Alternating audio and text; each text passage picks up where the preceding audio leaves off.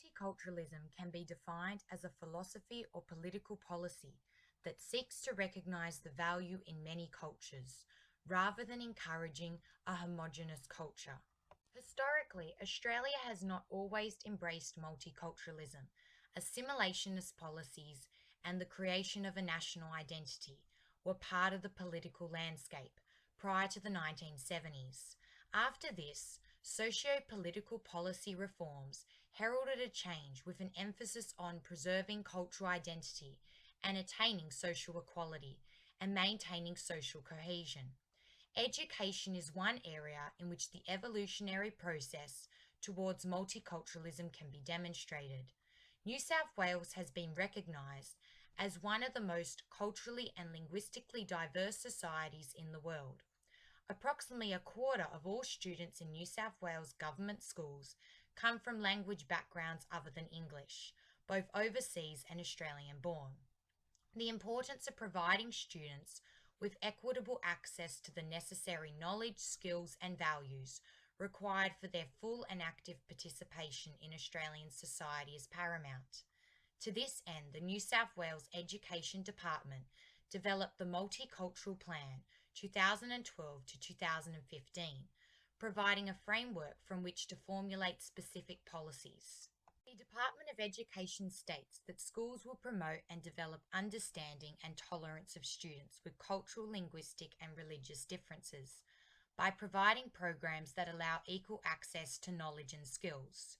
Schools will also ensure inclusive teaching practices that value diversity and strive for cohesion. Additional aims include forming strong links with the broader community by establishing effective communication and participation in the life of the school. The Department of Education's commitment to these policies is monitored and evaluated via annual reporting on schools' multicultural education achievements. Despite the formation of multicultural policies, historical practices have persisted.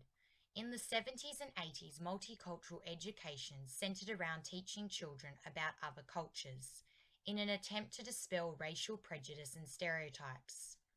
This tokenistic approach promoted superficial understanding and tolerance of cultural difference. Marginalized cultural groups continued to be disadvantaged and underrepresented within the community. Currently, multiculturalism has been replaced by diversity, emphasizing tolerance and acceptance of difference. This celebration of culture ignores the complex and dynamic nature of cultural identity, failing to recognize its fluidity. Current educational practices, while celebrating diversity, reinforce cultural and ethnic stereotypes.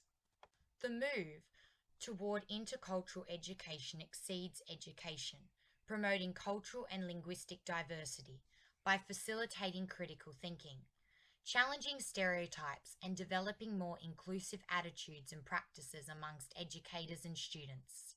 Such principles are reflected in the early years learning framework. However, teacher education programs must also address such ideologies and practices to instill a sense of hope, agency, and resilience in both the individuals they teach and within the broader community. Therefore, the aim of education may be seen as equity, social justice, and improving public life. To this end, creating and maintaining discourse with both families and communities is an integral part to creating cultural democracy.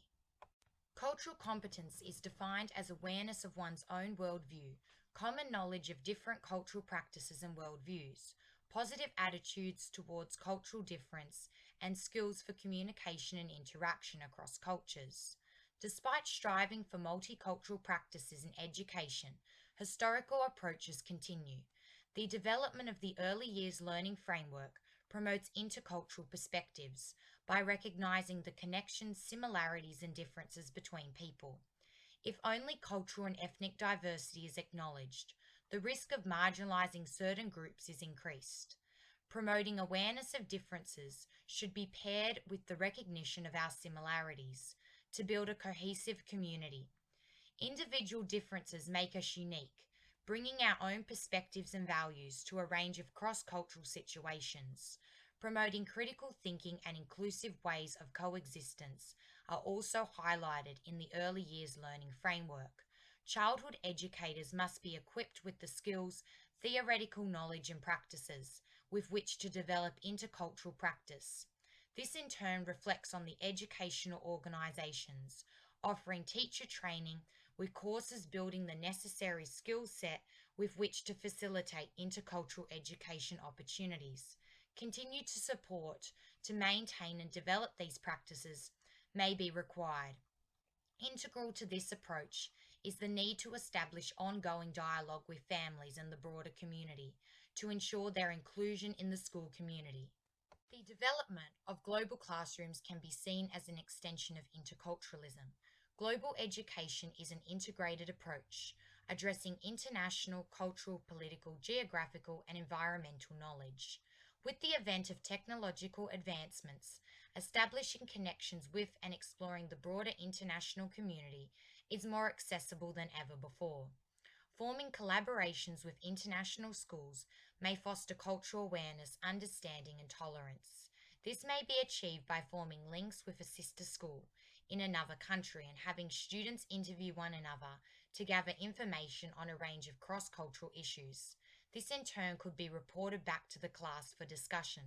Additionally, participation in inter-school assignments may also be useful to facilitate discourse with international communities and alternative worldviews.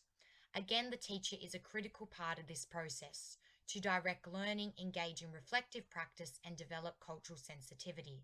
The idea of global classrooms is not a new one. However, its application continues to evolve and expand.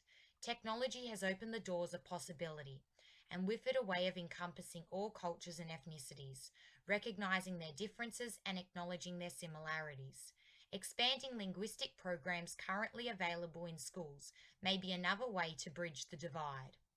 There are many pieces to Australian society, every piece unique and important for completion of the puzzle. Embracing our differences allows us to be accepting of each other, enabling us to work together. Effective policy formation is crucial to cultural democracy. However, it is the consistent application of practices that will enable us to achieve true interculturalism.